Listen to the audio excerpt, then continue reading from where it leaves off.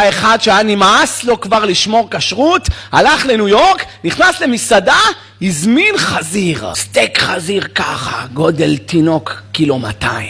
הזמין את הסטייק חזיר שלו, אכל ונרגע. ביקש את הביל, קיבל חשבון, יצאו לו העיניים. אמר, מה זה המחיר הזה? יותר יקר מאצלנו היהודים. אמרו לו, בוא'נה חביבי, זה גלת כשר בית יוסף. איפה אתה תמצא חלק בית יוסף? אמר, מה? בד"ץ התחילו להביא גם בד"ץ חלק על חזירים? אמרו לו, לא יאמה, זה מסעדה של דתיים. אכלת עכשיו בשר כשר. מרים את הראש, רואה דתיים. קבל שכר או עונש? שכר ודאי אין לו פה כלום, אין פה מצווה בכלל.